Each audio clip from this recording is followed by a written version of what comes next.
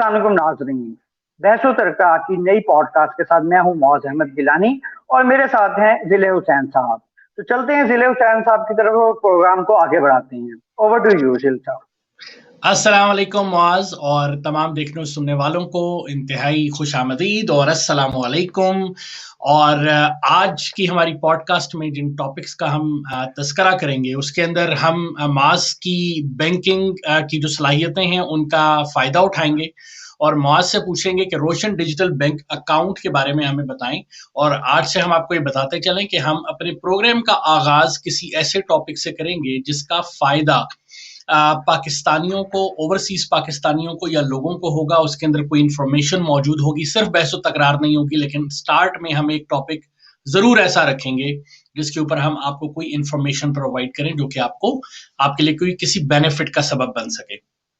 इसके अलावा हम इमरान खान साहब की जो इंटरव्यू हुआ था HBO के साथ उस पर थोड़ा सा डिस्कस करेंगे और आखिर में हम बात करेंगे कि हमारे मुल्क में ही नहीं बल्कि दुनिया में जो रिलीजियस फिगर्स होते हैं उनके स्कैंडल्स बहुत ज्यादा सामने क्यों आते हैं। तो माज सबसे पहले आगाज करते हैं सर और बात करते हैं रोशन डिजिटल बैंक अकाउंट्स की। फर्स्ट ऑफ ऑल ये बताएंगे है क्या? ठीक है, thank you very much sir. बात को हम इस लेवल पे लेके चलेंगे ताकि हमारे जो सामीन है या नाजरीन है वो बोर ना हो जाएं। ठीक है, बहुत ज्यादा डिटेल्स में मैं इसलिए नहीं जाऊंगा क्योंकि ओवर द इंटरनेट और स्टेट बैंक की वेबसाइट्स पे रोशन डिजिटल अकाउंट के हवाले से बहुत सारी इंफॉर्मेटिव वीडियोस ऑलरेडी पड़ी हैं। इसके बेसिक कुछ पॉइंट्स यहाँ पे डिस्कस करूंगा कि तमाम ओवरसीज भाई जो मेरे देख रहे हैं, मुझे जो सुन रहे हैं हमें, ठीक है, उनको पता लग सके कि इसके इधर बेनिफिट्स हैं क्या और इसकी प्रॉब्लम्स क्या हैं या इसके जो फर्दर नुकसान वगैरह क्या हो सकते हैं। ठीक है, सबसे पहले तो मैं बात करूंगा कि रोशन डिजिटल अकाउंट एक गवर्नमेंट का एक बेहतरीन किस्म का इनिशिएटिव है जो टोटली डिजिटल बेस है। यानी कि आप बाहर से ही बैठ के ऑनलाइन जाके आप अपना एक अकाउंट क्रिएट कर लेते हैं। ठीक है, यानी कि जैसे लुक लाइक बहुत सारे जो ओवरसीज पाकिस्तानी हैं या इंटरनेशनल लोग पाकिस्तान आते हैं तो वो कहते हैं कि यार आपका जो अकाउंट ओपनिंग प्रोसीजर्स है वो बहुत ज्यादा लेंथी है, बहुत सारा सिग्नेचर्स हैं, बहुत सारे यानी प्रैक्टिकल काम है। तो ये सारी उन लोगों के लिए है कि ये टोटली डिजिटल है। पाकिस्तान में जब इसको स्टार्ट किया तकरीबन कुछ 6 माह पहले गवर्नमेंट ऑफ पाकिस्तान ने इसको इनिशिएट लिया, स्टेट बैंक ने ये लॉन्च किया तो 6 बैंकों को ऑफिशियली अलाउड किया था। मैं उनके नाम बोल देता हूँ जिसके अंदर नंबर 1 पे MCB, UBL, Alfalah bank, Meezan bank और एक और अलाइड बैंक शामिल था। ठीक है, लेकिन अब गवर्नमेंट ने तकरीबन दायरा कार बढ़ा के उसमें अल्फला बैंक को शामिल कर दिया है, अभी मेट्रो को शामिल कर दिया। ठीक है, ये तो बात हो गई कि ये किन किन बैंक्स में शामिल है। अब हम यहाँ पे बात कर लेंगे कि इसका फायदा किसको है, नुकसान किसको है, या ये यूज किस तरह किया जा सकता है और इसके बेनिफिट्स क्या हैं। ठीक है, सबसे पहली बात तो ये कि मेरे बहुत सारे जो दोस्त अहबाब हैं यानी नाजरीन जो है वो पाकिस्तानी जब पाकिस्तान आते थे तो अपने साथ कुछ ना कुछ अपनी सेविंग्स लेके आते होते थे कि मैं पाकिस्तान आ रहा हूँ तो कोई प्रॉपर्टी खरीद लूंगा, मैं कोई इन्वेस्टमेंट्स कर लूंगा, मैं कोई बिजनेस कर लूंगा। ठीक है, वो बेचारे पाकिस्तानी अकाउंट्स में या अपने भाई के अकाउंट में कोई पैसे ट्रांसफर कर देता था होम रेमिटेंसेस की सूरत में या बिजनेस ट्रांजेक्शन्स की सूरत में भी पाकिस्तान तो पैसे आ जाते होते थे। ठीक है, अब मिस्टर ए कोई भी ABCD, जैसे आप दिल भाई जैसे पाकिस्तान आते हैं, आप कहते हैं मौज मेरा 3 माह का विजिट है पाकिस्तान में और ये मैं 1 लाख यूरो थे मेरी सेविंग थी, या मुझे कोई DHA में एक प्लॉट दिलवा दें। ठीक है, पैसे तो पाकिस्तान आ जाते थे। ठीक है, अब प्रॉब्लम कहाँ आती थी? प्रॉब्लम वहां आती थी आपका 2 माह का स्टे हुआ, 3 माह का स्टे हुआ, उसमें कोई कोविड आ गया, उसमें कोई और प्रॉब्लम आ गई, आपकी फैमिली में कोई मसला आ गया या मुल्क में कोई मसला आ गया, आप 3 माह में या 4 माह में आपकी वापसी का वक्त करीब आ गया और आप प्लॉट नहीं खरीद सके, आप कोई बिजनेस नहीं स्टार्ट कर सके, या इधर आपको बाहर ही पैसों की दोबारा जरूरत पड़ गई। आप कहते थे कि यार यही जो मेरे पैसे मैं पाकिस्तान लाया था अपनी जायज कमाई जिसे कह सकते हैं या अपनी हलाल इनकम कह लें या सारी मतलब जो हमारी सेविंग थी वो पाकिस्तान हम लाए थे। ठीक है, तो वो वापस मुझे ले जाने थी। तो वहां क्या होता था, वहां स्टेट बैंक आ जाता था, वो कहता था कि नहीं भाई पाकिस्तान तो आप पैसे वापस ले आए हैं, पाकिस्तान से वापस नहीं ले जा सकते जी। ठीक है, तो ये बहुत बड़ी हेक्टिक हो जाती थी बीइंग अ बैंकर। मुझे पिछले 12 सालों में हर मंथ इस तरह की प्रॉब्लम्स आती हैं कि हमें पता है कि बैंक को पता है, स्टेट बैंक को भी पता है कि यार एक बंदे की जायज इनकम है और ये अभी आई थी 15 दिन पहले, ये ट्रांजैक्शन पाकिस्तान रूट होके आई थी और ये वापस नहीं जा रही। ठीक है, तो ये सबसे पहले तो ये उन दोस्तों के लिए सबसे बड़ा बेनिफिट है कि जनाब आप पाकिस्तान अपने पैसे मूव मत करें, बाहर बैठ के एक रोशन डिजिटल अकाउंट खुलवा लें, ठीक है। वो आपके ही नाम का होगा और वहां से आप उसमें पैसे डिपॉजिट करें, ठीक है। वो सेम लाइक वर्क करता है जैसे एक नॉर्मल पाकिस्तानी पीकेआर अकाउंट है, ठीक है।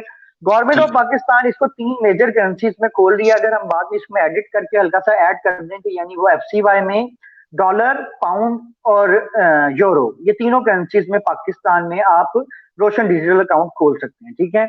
उसके साथ गवर्नमेंट आपको एक कॉम्प्लीमेंट्री तौर पे पीकेआर अकाउंट भी दे देती है ताकि आप उसको यूज कर सकें, ठीक है।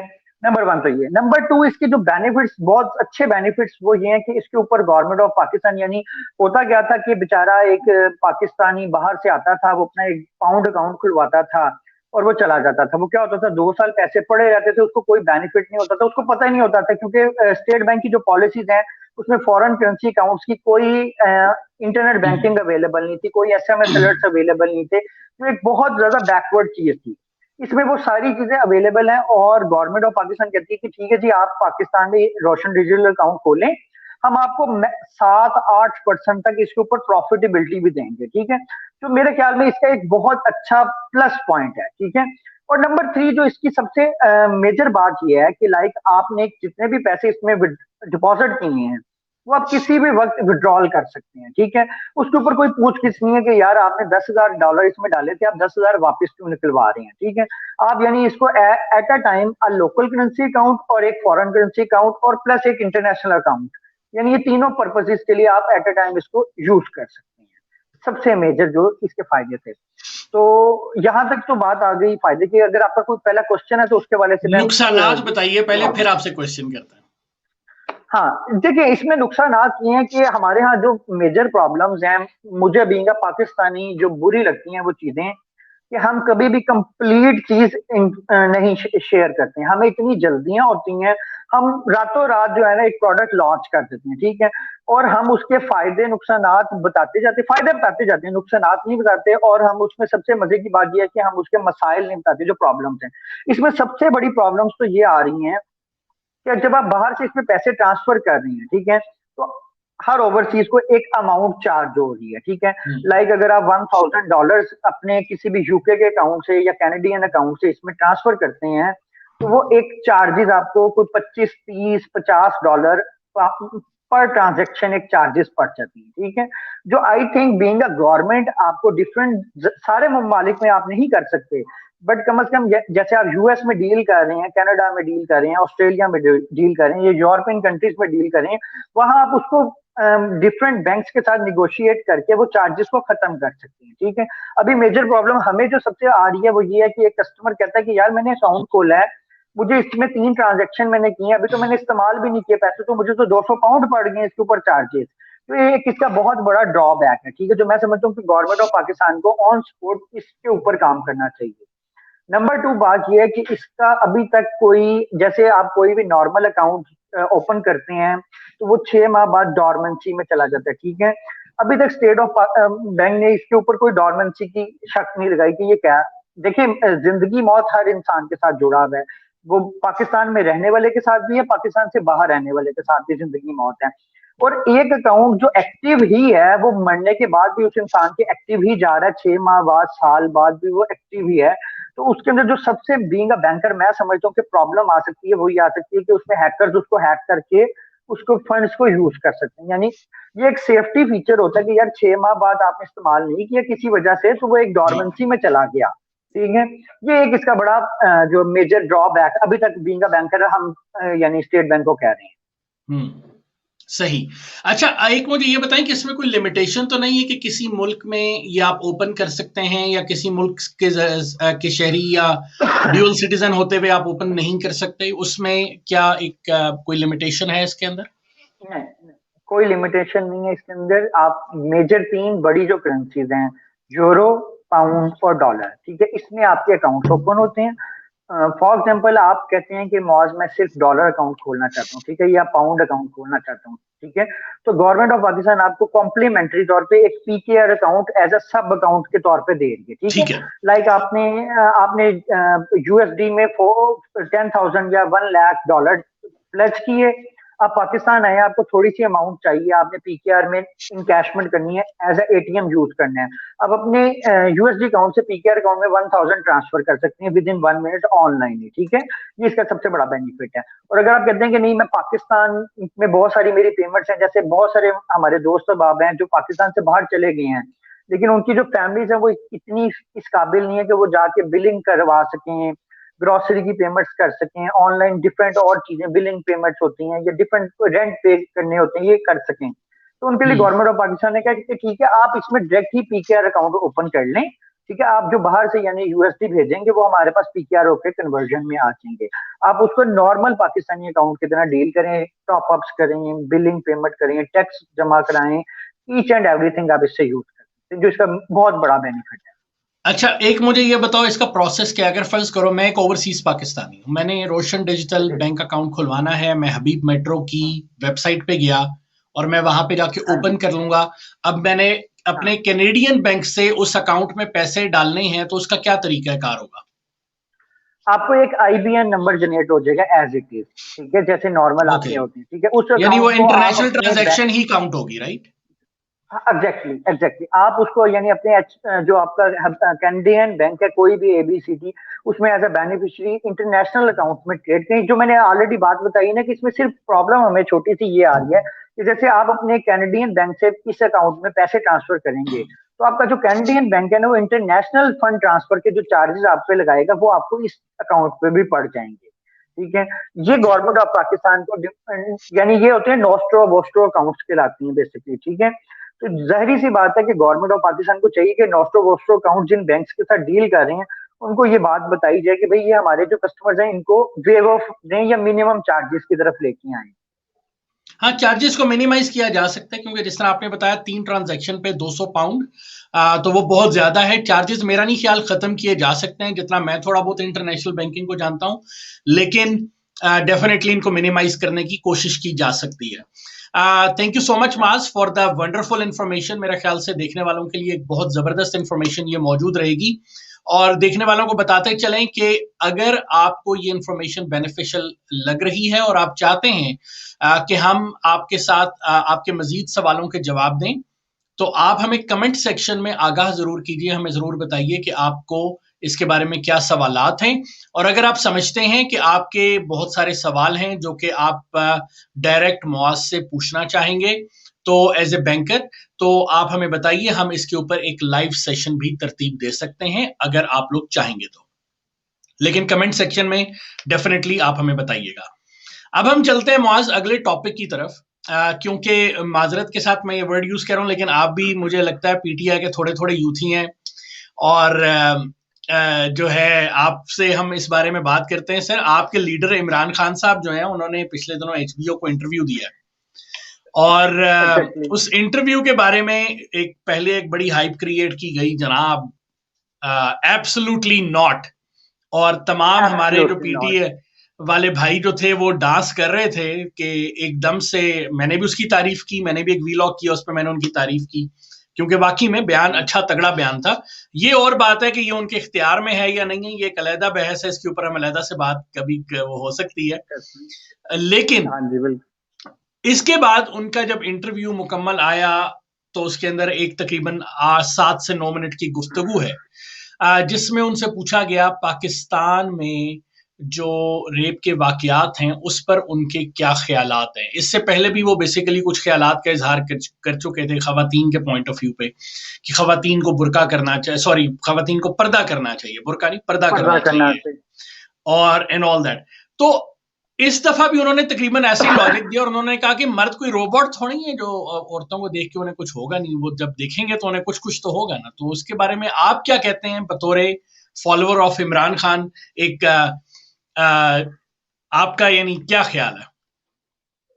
अच्छा, मैं इसमें आपको बिल्कुल क्लियर बात करूंगा। देखिए, मैं जो बीइंग अगर इमरान खान साहब को अभी तक समझ सका हूं ना, तो आप चूंकि बाहर भी रहते हैं, आप एक चीज को बिल्कुल फॉलो करेंगे मेरी बात को, कि बाहर के लोगों का एक नजरिया होता है, जिस तरह मैंने जो सुना है कि वो कहते हैं अगर मैं सच बोल रहा हूँ तो दूसरा भी सच बोल रहा है, जबकि पाकिस्तान या एशियन कंट्रीज में ऐसा मैटर नहीं है। सेम लाइक इमरान खान साहब चूंकि सारी उम्र बाहर रहे हैं, ठीक है, उनका एक नजरिया सा बन चुका हुआ है। वो कहते हैं कि यार अगर मैं कहूंगा ना कि हाँ, तो सारी दुनिया कह देगी हाँ, अगरचे ऐसा नहीं है। ठीक है, अपनी जवानी उन्होंने बिल्कुल एक मॉडर्नाइज जिंदगी में गुजारी। अब क्योंकि वो एक पिंकी पेरनी साहिबा के साथ अब एक बड़ी जिंदगी गुजार रहे हैं और अब वो बुढ़ापे की तरफ हैं, तो वो इस तरह ये की तुम बात कह पिंकी सकते पीरनी कह रहे हो, इसके ऊपर तुम्हें तुम्हारे पीटीआई वाले दोस्तों ने ना तुम्हें मार मार के ऐसी की तैसी कर देनी है तुम्हारी। नहीं। वो देखिए, जो गलत बात है वो तो हमें माननी चाहिए ना। देखिए, बिल्कुल बात ये है कि आप एकदम से या तो फिर आप इस्लामी शरीयत नाफिज करें ना, प्रॉपर पाकिस्तान के अंदर शरीयत नाफिज कर दें, और आप कहेंगे जी ठीक है जी, अगर कोई बंदा पकड़ा जाएगा हम उसको इस्लामिक सजा देंगे। ठीक है, जैसे मेरा बहुत ज्यादा बाहर की ट्रैवलिंग नहीं है, लेकिन मैंने जितने इस्लामिक ममालिक फिरे हैं, यानी उसमें एक मलेशिया स्पेशली फिरा है, तो वहां पे भी आप देखें कि आपको अल्कोहल भी आम मिल रही है, वहां पे आपको नाइट क्लब्स भी आम मिल रहे हैं, वहां पे आपको मतलब अदर थिंग्स आम मिल रही हैं। लेकिन अगर जब कोई पकड़ा जाता है मुसलमान अल्कोहल पीते हुए, तो वहां पे कोड़े मारे जाते हैं आज भी। ठीक है, सजा दी जाती है प्रॉपरली। नहीं पकड़ेगा तो ठीक है, जो अगर पकड़ेगा तो जो कोड़े खा के आता है ना, वो पूरे मोहल्ले को बताता है कि भाई बड़ी दर्द होती है। ठीक है, तो वो मैं समझता हूँ कि 50 नहीं तो 10 बंदे तो फिर भी बात आ ही जाती हैं कि यार इस तरह के काम नहीं करें। तो अगर आप ये बात करें कि जी मर्द रिपोर्ट्स नहीं है और ऐसा नहीं है, तो फिर सबसे पहले तो आप मीडिया की तरफ आए। आपका मीडिया क्या दिखा रहा है? नंबर 2, आपका जो शरीयत बोर्ड है वो क्या काम कर रहा है? ठीक है, आपका तीसरे नंबर पे जो है, आप फैसिलिटेशन क्यों नहीं दे रहे? एक तरफ आप कहते हैं जी हमें सेहत ऑन कर देनी है, हमें अपने नॉर्दर्न एरियाज को बड़ा प्रमोट करना है और ये वो, तो फिर दो मुतजाद पहलू कभी भी इकट्ठे नहीं चल सकते हैं। ठीक है, पाकिस्तानियों का तो बुरा हाल हो जाना सेहत आम होगी तो। हाँ हाँ, एग्जैक्टली बात ये है कि देखिए उसमें हमें करना ये पड़ेगा कि हमें साइट्स क्रिएट कर देनी पड़ेंगी। जैसे अगर आप सवात वाली साइड या गिलगित बल्तिस्तान वाली साइड चाह रहे हैं, तो वो एक टोटली वेब साइड ही आपको एलोकेट करनी पड़ेगी, जहां पे यानी मुस्लिम्स का ममनू कर दें या एक स्पेशल परमिशन बनाई जा सकती है। वो एक अलग है बात, टॉपिक से हम हट जाएंगे। लेकिन जहां तक यानी बात आ रही आप है ये कह इमरान रहे खान हैं, साहब, आप ये कह रहे हैं कि गैर मुस्लिमों के लिए जन्नत बना दें, यानी गैर मुल्कियों के लिए यूं कह लें जन्नत बना दें हैं, और बाकी पाकिस्तानियों को जहन्नुम में रहने दें। यार ये क्या बात हुई? नहीं देखिए, वो ये है कि बीइंग अ पाकिस्तानी अलाउ कर दें। जैसे वो पिछले 1 साल पहले अगर आपने बयान सुना हो, वो कराची में असेंबली में उसने एक बंदे ने बयान दिया, उसने कहा कि 1 साल में या तो फिर शराब आम कर देना, शराब की जो सेल परचेज है वो हर बंदे के लिए जायज कर दें। ये जो हिंदुओं का एक लीडर है, मुझे अब उसका नाम नहीं जेल में आ रहा, पीपल्स पार्टी का ही है नहीं, कराची आजकल से, वो हिंद पीटीआई में, असेंबली। By the way. आजकल डॉक्टर रमेश वो कुमार साहब हैं, आजकल पीटीआई किया हाँ, हुआ है। एग्जैक्टली एग्जैक्टली रमेश कुमार साहब ने वो बयान दिया था ना, उन्होंने कहा कि कराची की टोटल आबादी जितनी है, वो शराब से डेली 3 दफा नहा भी लेना तो भी इतनी शराब नहीं बिक सकती जितनी कि पिछले 1 साल में कराची में ये हिंदुओं के नाम पे बिक गई है। तो इस चीज के ऊपर फोकस होना चाहिए। तो एग्जैक्टली यही मैटर चल रहा है कि जब सब कुछ है तो आप ओपन कर देना, तो फिर ये बात अच्छा, नहीं करें कि बाय द वे मर्द मैं आपको रिपोर्ट एक मजे मर्द। की बात बताऊं। एक पेज है, I think Christians of Pakistan, Facebook पे उन्होंने बड़ी एक कैंपेन चलाई थी कि क्रिश्चियंस जो हैं उनमें से, यानी क्योंकि क्रिश्चियनिटी का एक तबका जो है वो शराब को हराम समझता है, ठीक है, यानी एग्जैक्टली तमाम क्रिश्चियंस जो हैं वो शराब को हलाल नहीं समझते। क्रिश्चियनिटी का एक सिग्निफिकेंट तबका, मैं ये तो नहीं कहूंगा मेजर तबका, लेकिन सिग्निफिकेंट तबका शराब को हराम समझता है। तो उन्होंने बड़ी एक कैंपेन चलाई थी कि हमारे क्रिश्चियंस के नाम के ऊपर शराब के लाइसेंस देने को बैन कर दें। यही बात रमेश कुमार ने भी की थी। अब हम टॉपिक पे वापस आते हैं। एक्चुअली खान साहब ने जो बात की है ना, देखो उसके अंदर एक चीज बड़ी गौरतलब है और वो देखने की जरूरत है कि पाकिस्तानी मर्द जो है ना, उनके मुताबिक वो बड़ा थोड़ा हुआ है, और वो औरत देखता है या उसको बस मौका चाहिए, चाहे उसको बच्चा नजर आ जाए, चाहे उसको छोटी बच्ची नजर आ जाए, he will just go and like unleash on it. तो उसका जो नुकसान, देखो इस बात का, मैं ये कहूंगा कि ये बात सही नहीं है। अब मैं अभी आजकल एग्जैक्टली एक वीडियो बड़ी आम हुई हुई है, मैं आपको जरा दिखाता हूं, उसके अंदर जरा उसको देखिए, फिर हम बात करते हैं इसके ऊपर। हाँ हाँ, एग्जैक्टली ये आप देखें, ये एक लड़की जा रही एग्जैक्टली है बेचारी, इसने बाकायदा पर्दा किया हुआ है। अब ये देखें, ये एग्जैक्टली बेगैरत इंसान ये क्या करके ऐसे गया ही। है। अब ये इसने उसको रोकने की कोशिश किया, जो भी है। अभी आप देखिएगा, ये हम्म, उस लड़की की, ये वो एक बेगैरत मर्द जरूर है जो गया है, अभी ये 2 मर्द और आए हैं, ये इसकी हेल्प करेंगे, उसको उठा के देगा और उसको आगे लेकर जाएगा। कहने का मकसद, ये वीडियो दिखाने का मकसद ये है कि मैं सिर्फ पर्दे की बात नहीं कर रहा यहाँ पे, मैं पाकिस्तानी मर्द को भी थोड़ा सा डिफाइन करना चाह रहा हूँ कि पाकिस्तानी मर्द जो है वो ओवरऑल एक गैरतमंद मर्द है, जो मैं समझता हूँ। और वो चाहे औरत जिस मर्जी हाल में जा रही हो, जो मैंने ओवरऑल नोट किया है वो ये है कि पाकिस्तानी मर्द की इन जनरल ये कोशिश होती है कि वो औरत के सामने सर झुका के बात करे। मैं एक जेनेरिक बात कर रहा हूँ, लेकिन ये भी हमें मानना पड़ेगा कि हमारे स्कूलों में, हमारे कॉलेजों में अगर आप देखें तो पाकिस्तान के अक्सर स्कूल्स के अंदर, बल्कि बाहर के स्कूल्स में भी होता है। बाय द वे, हम ये पाकिस्तान को वो एलियनेट कर देते हैं, बाहर के स्कूल्स में भी होता है कि वहां पे जो 2-4 डिशकरे बच्चे होते हैं ना, वो एक पप्पू बच्चे को बेचारे को हर वक्त हैरास करने की कोशिश करते रहते हैं, जिसको बुलिंग बोलते हैं। उसको हाथ भी लगाएंगे, उसके साथ उल्टी सीधी हरकतें भी करेंगे। अब क्या होता है कि वो जो पप्पू बच्चा होता है ना, हम उसको लौंडा और मुख्तलिफ किस्म के घटिया अलकाबात से नवाजना शुरू कर देते हैं। ये हमारे माशरे की बुराई जरूर है कि हम वो जो बेगैरत डशकरे हैं उनको कुछ कहने के बजाय हम उस मासूम बच्चे को, जो कि ऑलरेडी ज़हनी तौर पे पता नहीं किस टॉर्चर का शिकार है, या बच्ची है किस टॉर्चर का शिकार है, हम उसको बुरा भला कहना शुरू कर देते हैं। ये चीज हमें जरूर खत्म करने की जरूरत है। जहां तक खान साहब ने कहा जी ठीक है ड्रामाज होने चाहिए, क्योंकि अक्सर लोगों ने उनका वो 7 मिनट का क्लिप नहीं सुना हुआ। ये बात बिल्कुल ठीक है, बाकायदा तौर के ऊपर इसकी कैंपेन्स होनी चाहिए, मीडिया कैंपेन्स चलानी चाहिए और इसके ऊपर बाकायदा तौर पे काम होना चाहिए।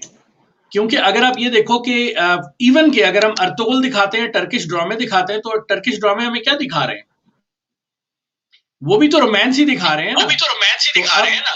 ऐसे ही पाकिस्तानी मर्दों को अगर आप ओवरऑल पर्सपेक्टिव में देखें तो उनका ये ख्याल होता है कि यार मुझे यानी लड़कियों का ख्याल है कि हमें अर्तुगरुल मिल जाए और लड़कों का ख्याल है कि हमें हलीमा सुल्तान मिल जाए। तो वो इस पर्सपेक्टिव में जा रहे हैं। हालांकि ओवरऑल इसका जो मकसद होना चाहिए इस पूरे मीडिया कैंपेन का, कि औरत की इज्जत करें, औरत यानी हमें नस्ली तासुब से बाहर निकलना चाहिए। हमारे यहाँ आज भी काले को माजरत के साथ बंगाली बोलते हैं, जो इसका रंग जरा सांवला होता है, हम आज भी उसको बंगाली बोलते हैं। हम आज भी उस नस्ली तासुब से निकले नहीं है, हम आज भी उसको बिहारी बोलते हैं। ठीक है, तो ये नस्ली तासुब स्कूल के लेवल पे, इंस्टीट्यूशंस के लेवल पे खत्म करने की जरूरत है, घरों के लेवल पे खत्म करने की जरूरत है, मीडिया पे ऐसी कैंपेन्स चलाने की जरूरत है। आपको याद होगा पहले इस तरह के ड्रामाज आते थे। एक ड्रामा था कल्लो के नाम से, पीटीवी का ड्रामा था जिसमें मारिया वास्ती थी। तो it was a very good drama. अब हम आज इस तरह के ड्रामाज बनते ही नहीं है। आज अगर आप देखें तो आज हमारे मीडिया पे क्या चल रहा है? Love triangle, love square, love pentagon और दैट्स इट।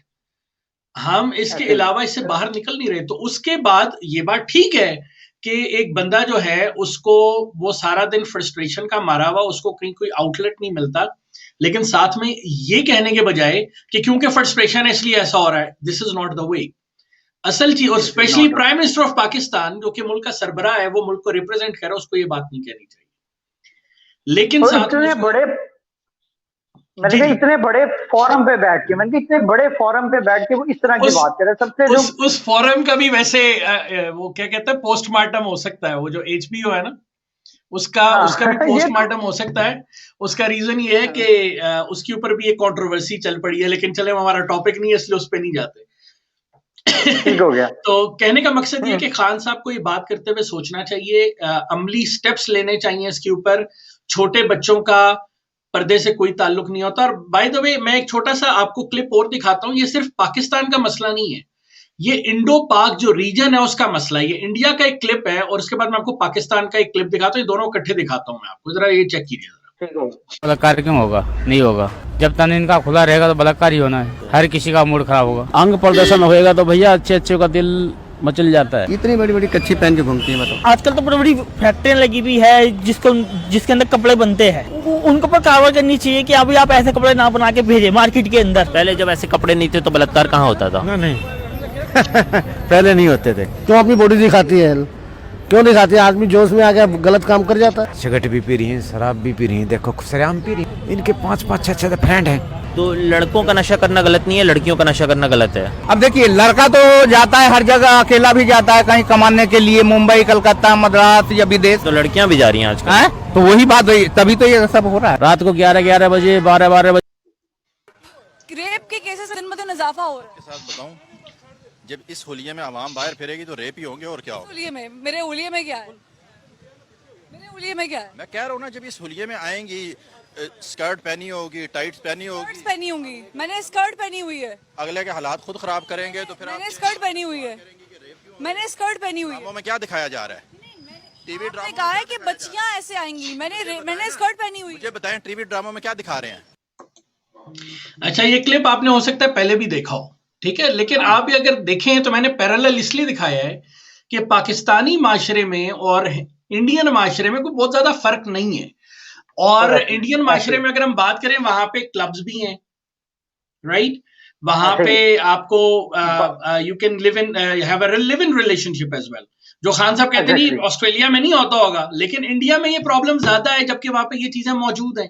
वहां पे लिव इन रिलेशनशिप भी अलाउड है, यानी वहां पे कोई तरह मसला नहीं है। वहां पे क्लब्स भी मौजूद हैं, सारा कुछ मौजूद है।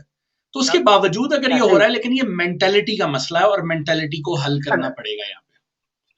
एग्जैक्टली। अब जिल भाई, मैं बेसिकली क्या ये रहा था, थोड़ी सी मेरी एक लंबी बात है, ठीक है। यानी हम अगर इस टॉपिक को साथ लेके चलते हुए, जो हमारा तीसरा टॉपिक है ना, अगर हम उसकी तरफ आते हैं तो मैं उसी पे चल रहा हूं, बिल्कुल। हाँ जी, बिल्कुल तीसरे टॉपिक की तरफ चलते हैं, रिलीजियस फिगर्स की तरफ, बिल्कुल। हाँ एग्जैक्टली। देखिए, यहाँ से मैं थोड़ी सी अपनी बात करना चाहूंगा कि लाइक अभी हम यही बात कर रहे थे कि जो है इंडिया में भी ये सब कुछ अवेलेबल है, यानी हम हमसे काफी ज्यादा एडवांस है इंडिया भी, जिसे कह सकते हैं।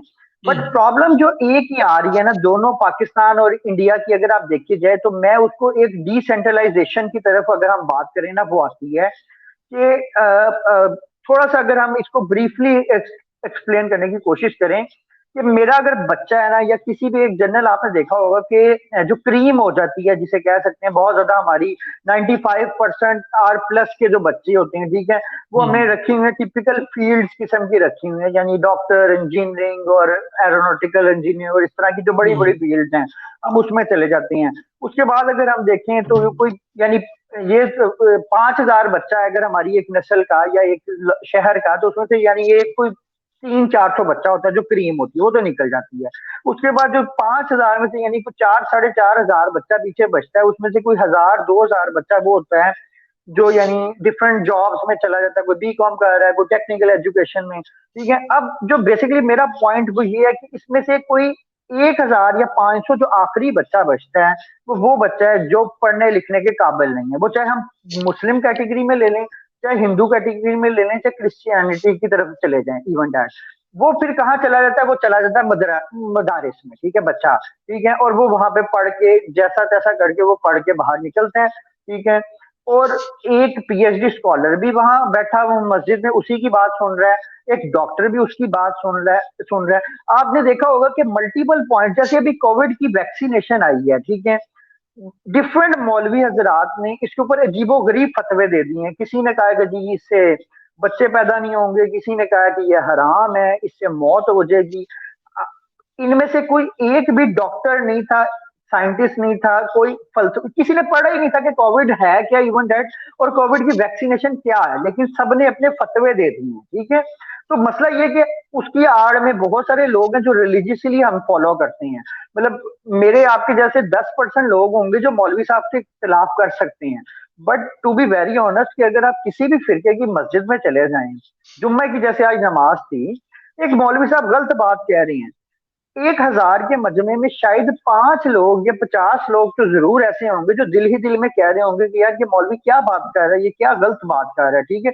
लेकिन वो 50 लोगों का 300 लोगों से ऐसों से डर है जो जिसको पता होता है कि यार ये तो मार देंगे यहाँ पे खड़े खड़े, ठीक है। मैं आपको पर्सनल वाकया सुनाता हूँ कि मतलब मेरे एरिया में एक मस्जिद है, मैं नाम नहीं लूंगा कि सोशल मीडिया पे बात फैल जाती है, उसके मौलाना साहब इतनी की ज्यादा फिरका वारियत की बातें करते थे, इतनी ज्यादा फिरका वारियत की बातें करते थे कि मुझे वहां जाके मेंटली स्ट्रेस शुरू हो गया। मैंने कहा यार मैं यहाँ पे अल्लाह ताला को याद करने आता हूँ या मैं आइदर एक फिरका वारियत सीखने के लिए आता हूँ। तो मतलब वो ये तबका ही, क्योंकि हमारा बिल्कुल डिसेंट्रलाइजेशन हमारे यहाँ, जब तक एक डॉक्टर उठ के दीन को नहीं सीखेगा, या बीइंग समझ ले मैं एक बैंकर हूँ, मैं अगर इस्लामिक बैंकिंग या इस तरह की चीजें खुद से नहीं सीखूंगा तो मैं किसी को गाइड नहीं कर सकूंगा। लाइक मैंने अगर अभी रोशन डिजिटल अकाउंट की एक डिटेल बताई है तो डैट मीन्स कि मैंने उसको पढ़ा था, मैं उसको इम्प्लीमेंट कर रहा हूँ। तो उसी तरीके से हमें बेसिकली इस्लामिक स्कॉलर्स चाहिए जो पीएचडीज करें, जो डिफरेंट अलूम में सीखें और वो उसी हिसाब से मसाइल को हल करें। हाँ, प्रॉब्लम भी यहाँ पे ये आ रहा है कि जब हम इज्तिहाद की भी बात करते हैं, यानी किसी मसले पे आता है कि जी चारों फिरके के मौलवियों ने एक ही इज्तिहाद कर लिया, but the thing is that क्या उस चारों मौलवियों में से कोई एक साइंटिस्ट था, एक स्कॉलर था, एक डॉक्टर था, जिस मेडिकल के मसले पे अगर कोई बात आ जाती है तो वहां पे भी चारों बैठते हैं, जिसकी जो समझ आती है वो उसको हल कर देते हैं, नहीं आता वो कहते हैं जी इसको डिले कर दें। ठीक है, जब तक पढ़ा लिखा तबका हमारे यहाँ नहीं आएगा हमारे यहाँ प्रॉब्लम्स आएंगी। सबसे मेन चीज, जब हम टॉपिक की तरफ अगर आए, ये वीडियोस जो मेन आ रही हैं, वो प्रॉब्लम ये है सर कि वो एक बड़ा पुराना लतीफा, अगर आप इजाजत दें तो मैं यहाँ पे सुनाने की कोशिश करूँ कि वो एक बच्चे को, यानी वो ट्यूशन पढ़ाती है ना, मौलवी साहब आते हैं घर में, तो वो बच्चा कंप्लेन करता है कि माँ को कि माँ ये मौलवी साहब ना मेरे साथ गलत हरकत करने की कोशिश करते हैं। ठीक है, तो अब वो माँ होती है, वो थोड़ी सी जरा वो भी इस टाइप की होती है, बच्चे को तो नहीं पता था, वो मौलवी साहब को कहती है ना कि मौलवी साहब अगर आपका कोई दिल शिल है, कोई मसला है तो मुझे बताएं, मैं हाजिर हो जाती हूँ। तो वो मौलवी साहब आगे से कहते हैं कि नहीं बीबी गल है कि असि जितना पढ़े है ना उंज ही पढ़ाना है। ठीक है, तो बात ये कि वो एक नस्ल से नस्ल जो प्रॉब्लम चल रही है वो हमें चेंज करना पड़ेगा, हमें कल्चर बदलना पड़ेगा सर। जब तक बात वही है कि मौलवी हजरात जो है वो उनका बस खजूरें खा लें और खाने खा लें और बस। देखो एक चीज और मैं आपको बताऊं, हम अपने मौलवियों को बुरा भला जरूर कहते हैं, लेकिन ये प्रॉब्लम सिर्फ मौलवियों का नहीं है। ये प्रॉब्लम आप किसी भी रिलीजियस फिगर का देखें ना, मैंने रिलीजियस फिगर्स का लफ्ज इसीलिए इस्तेमाल किया था। आप वेस्ट में जाएं तो जो इनके पुराने रेजिडेंशियल स्कूल थे या जिनको हम बोर्डिंग स्कूल्स कहते हैं, इनके अंदर बहुत सारे स्कैंडल्स आज के दौर में अब निकल रहे हैं कि ये किस तरह से बच्चों को अब्यूज करते थे, या ये रिलीजियस फिगर्स आज भी बच्चों को जहां जहां इनको मौका मिलता है वो कैसे अब्यूज करते हैं। उसका रीजन क्या होता है? देखो, आपके माशरे का सबसे ट्रस्ट वर्दी पर्सनैलिटी कौन होती है? सबसे ज्यादा जिसको आप रिस्पेक्ट करते हो वो आपका रिलीजियस फिगर होता है, आपका उस्ताद होता है। कोई आपके मोहल्ले का बंदा आप पे इतना ट्रस्ट नहीं करेगा, लेकिन अगर आपके मोहल्ले में एक मास्टर जी रहते हैं ना, या एक मौलवी साहब हैं, तो सारे उनको झुक के सलाम जरूर करते हैं, चाहे इज्जत करें ना करें, लेकिन overall he is more trust वर्दी पर्सन। यानी एक गुर्बत के पॉइंट ऑफ व्यू पे कह रहा हूं, शायद उनका उस तरह से वो मत करें कि बंदा थोड़ा गरीब है, लेकिन ओवरऑल उस बंदे की एक इज्जत, एक ट्रस्ट मौजूद होता है मोहल्ले में। अब क्योंकि उसके पास वो ट्रस्ट मौजूद होता है, इसलिए उसके पास ये मौका होता है कि वो जैसे चाहे, जिस तरह से चाहे उसको स्पॉइल करे, उसको इस्तेमाल करे, क्योंकि वो अथॉरिटी में है। उसको कोई पूछने वाला, कोई उसके ऊपर बात करने वाला वहां पर मौजूद नहीं होता। एक तो ये चीज हो गई। दूसरा, अगर आप एक चीज और नोटिस करें तो आपका म्यूट है बाय द वे, अगर आप कुछ कहना चाह रहे हैं तो। अच्छा, तो दूसरा सिलसिला जनाब ये है कि आपके ये जो रिलीजियस फिगर्स होते हैं, इनके पास सारा दिन में करने को कुछ भी नहीं होता। फारिग दिमाग शैतान का घर होता है।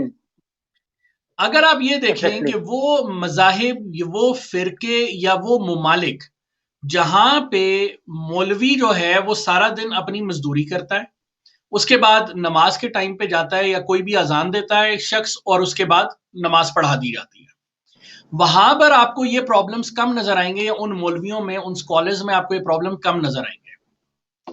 हमारे यहाँ एक मौलवी की क्या वो होती है, या किसी मौलवी से मुराद ये है, मौलवी मैं अगेन ये कह रहा हूँ, मौलवी नहीं है, कोई भी रिलीजियस फिगर, चाहे वो अभी आप देख लें वो पिछले दिनों यानी पाकिस्तान में तो निकल ही रहे हैं, पूरी दुनिया में इस तरह से होता है, चाहे वो पंडित है, मौलवी है, फादर है, जो मर्जी है, उसकी सुबह रूटीन ये होती है, वो उठेगा, इबादत करेगा, उसके बाद सो जाएगा, फिर सारा दिन इधर खड़ा होगा, उधर खड़ा होगा, कर कर आके दोपहर की इबादत कर ली तो कर ली, नहीं की तो यानी उसके पास कोई काम नहीं है, कोई रूटीन नहीं है, जिसकी वजह से प्रॉब्लम ज्यादा क्रिएट होता है। इस वक्त करने की यह जरूरत है कि आम शख्स जो है वो उठे और वो मजहब, जिस तरह आपने बड़ी अच्छी बात की, वो मजहब को सीखे।